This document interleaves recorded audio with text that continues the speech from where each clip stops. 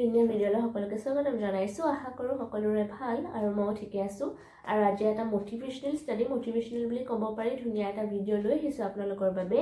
গতিকে ভিডিঅ'টো খিনি আৰম্ভ কৰিছো বেছি দেৰি নকৰি আৰু মোৰ চেনেল যদি আজি প্ৰথমবাৰ আহিছে কোনোবা তেতিয়া হলে নিশ্চয় মোৰ চেনেলটো সাবস্ক্ৰাইব কৰি থৈ যাব তেন্তে আজি ভিডিঅ'টো বলক এইখিনিতে ধুনীয়াকৈ আৰম্ভ কৰি দিছো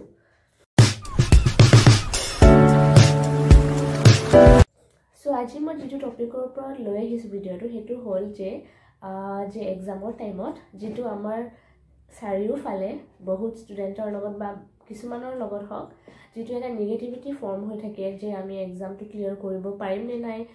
বহুত ধৰণৰ নেগেটিভ মানুহৰ অপিনিয়নছ থাকে কিছুমানৰ কমেন্টছ থাকে আৰু নেগেটিভ কিছুমান কথাই আমাক যেটো ডিস্টাৰবেন্স দিয়ে এক্সাম টাইমত পঢ়াত মনোযোগ দিয়াৰ সময়ত বা পঢ়াত ভালকে পঢ়াৰ প্ৰচেষ্টাটো চলাবলৈ আমাৰ যেটো অসুবিধাৰ সন্মুখীন হয় বা নেগেটিভিটি এটা ডিস্ট্ৰাকশন এটা হয় সো তাৰে ওপৰতে মই ভিডিঅ'টো বনাইছো আজি আৰু মই তাকেই কম যে নেগেটিভিটিবোৰ আমি নিজে নিজৰ ফালৰ পৰা কেনেকুৱাকে ডিস্ট্ৰাক্ট কৰি ৰাখিব পাৰো বা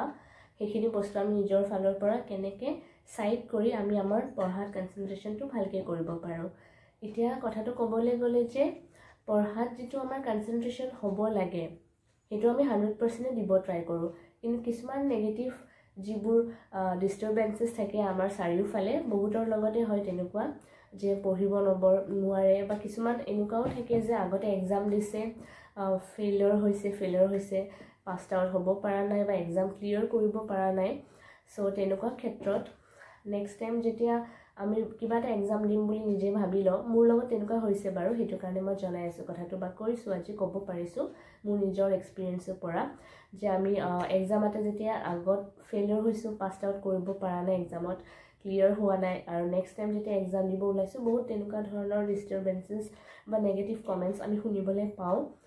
নেইবাৰ্স হক ৰিলেটিভ হক হেতু মই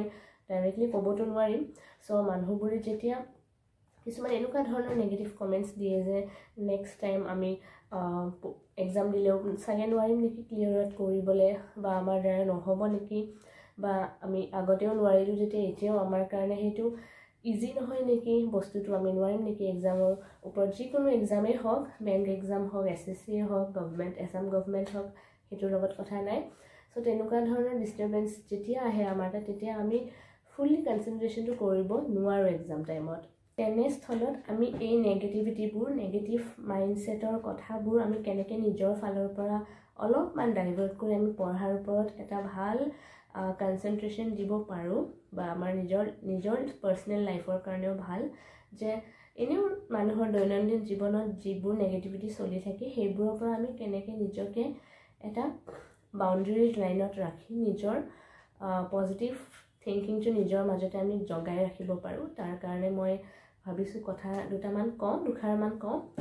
কিবা ভুল ভ্ৰান্তি হলে আপোনালোকেও ক্ষমা কৰি দিব কিন্তু সো প্ৰথম কথাটো হ'ল meditation is one of the most important thing মেডিটেশ্যনটো এনেকুৱা এটা ইম্পৰ্টেণ্ট বস্তু হয় যিটোৰ দ্বাৰা আমি যিখিনি নেগেটিভিটি আমাৰ সাৰাউণ্ডিঙত আমাৰ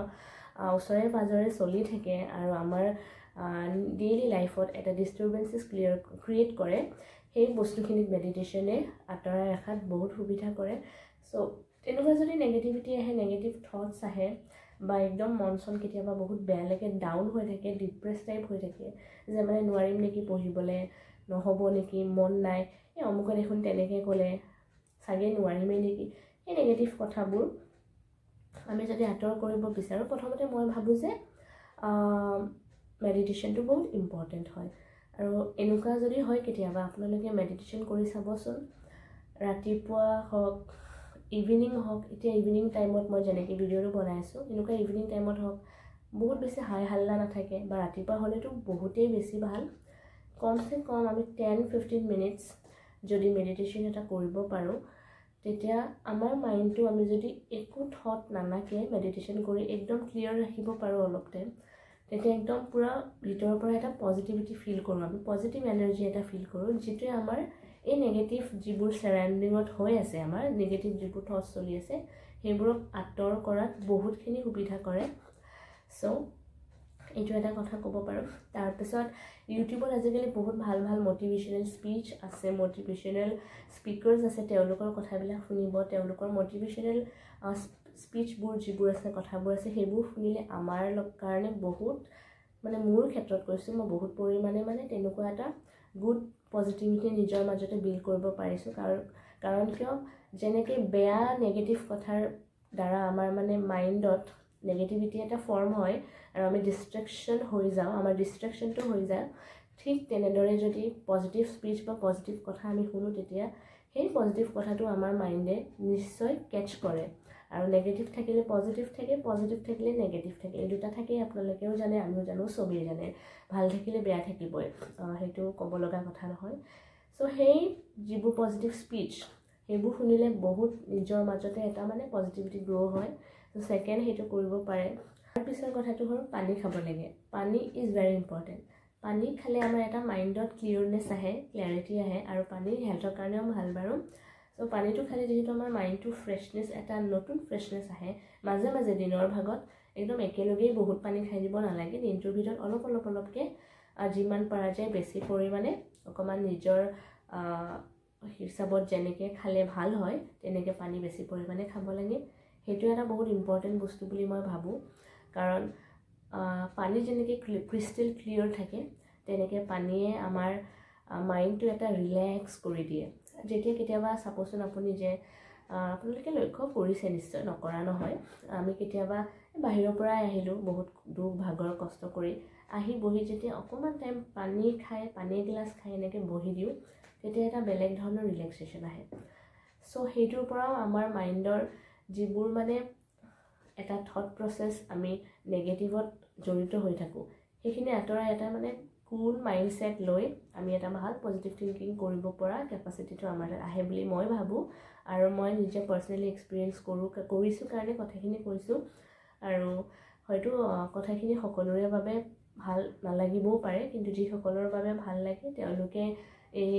কথা মতে যদি এবাৰ কৰি চায় তেতিয়াহ'লে সকলোৱে নিশ্চয় ভাল পাব আৰু এটা পজিটিভ ইনবিল্ট নিজৰ মাজত গ্ৰ' কৰিব পাৰিব চ' এইটো এটা বহুত ইম্পৰ্টেণ্ট ফেক্টৰ হয় তাৰপিছত 4 নম্বৰটো যদি মই ক'ব যাওঁ যে মাজে মাজে গান শুনিব গান মানে যিবোৰ ছফ্ট মিউজিক ছফ্ট ছংছ সেইবোৰ শুনিব কেতিয়াবা শুনিলে বহুত মানে এটা মাইণ্ড ফ্ৰেছনেছ এটা আহে গান চান শুনিলে একদম মানে কেতিয়াবা মুডি হৈ থকা যায় মুড বেয়া হৈ থকা যায় পঢ়িবলৈও মন নাযায় একো কৰিবলৈও মন নাযায় খাবলৈও মন নাযায় আৰু যিবোৰে গান শুনি ভালেই পায় তেওঁলোকে জানেই যে গানটো শুনিলেই আমি মানে গান শুনা মানুহে নিশ্চয় জানে যে গান শুনিলে কি এটা ভাল ফ্ৰেছনেছ আহে মাইণ্ডত এটা মানে ধুনীয়া পজিটিভিটি এটা মানে এনাৰ্জেটিক এটা যিটো মানে মুড আহে আমাৰ বা মাইণ্ডত বা মনত এটা কি বুলি কয় এটা ছফ্ট মিউজিক শুনিলে যেনেকৈ আমি এটা কামনেছ পাওঁ মাইণ্ডত চ' সেইটোকে মই কৈছোঁ চ' মিউজিক শুনিব ভাল গান শুনিব সেইটো এটা আৰু 5th নম্বৰটো হৈছে চবতকৈ ইম্পৰ্টেণ্ট যে যিকোনো ক্ষেত্ৰত নেগেটিভিটিয়ে আমাক যেতিয়া ছাৰাউণ্ড কৰি ৰাখে বা আমি খুব ডিপ্ৰেছড বা মুড অফ বা পঢ়িব মন নাযায় তেনেকুৱা টাইপ অৱস্থা হয় আমি কথাবোৰ শ্বেয়াৰ কৰিব লাগে আমাৰ নিজৰ ফেমিলি মেম্বাৰ্ছ হওক ফ্ৰেণ্ডছ হওক আৰু নিজৰ কাজিনছ হওক ছিষ্টাৰ্ছ ব্ৰাদাৰ্ছ যোনে নহওক কথাবোৰ ধুনীয়াকৈ শ্বেয়াৰ কৰিব লাগে কাৰণ তেওঁলোকৰ লগত শ্বেয়াৰ কৰিলেও তেওঁলোকে যিহেতু আপোনালোকৰ নিজৰে মানুহ হয় চ' বহুত ভাল ধৰণৰ ছাজেশ্যনছ দিব পাৰিব কিছুমান যাৰ দ্বাৰা আপোনাৰ যিটো মানে উইকনেছ এটা থাকে বা একদম মুড অফ টাইপ এটা মানে চিটুৱেশ্যন হৈ থাকে সেইটো অকণমান হ'লেও লাইট হয় সেইটো মানে আপুনি নিজেও পাতল ফিল কৰিব যে এনেকুৱা ধৰণৰ হৈছে বা তেনেকুৱা ধৰণৰ চিটুৱেশ্যন একদম পঢ়িবলৈ মন নাই মানে কথাখিনি যেনেকুৱা অসুবিধা নহওক শ্বেয়াৰ কৰিলে তেওঁলোকে যেতিয়া আপোনালোকক কিবা হ'লেও ভাল ছাজেশ্যনছ দিব সেইটো ঠিক ল'ব ট্ৰাই কৰিব আপুনি কথাখিনি ক'লে লাইট ফিলো কৰিব আৰু তেওঁলোকৰ যিটো ছাজেশ্যন ভাল পজিটিভ কথাখিনি আপোনালোকে শুনিব পাব তাৰ পৰা আপুনি এটা পজিটিভ থট এটা মানে নিজৰ মাইণ্ডত হ'লেও আপোনাৰ আহিবতো কোনোবাই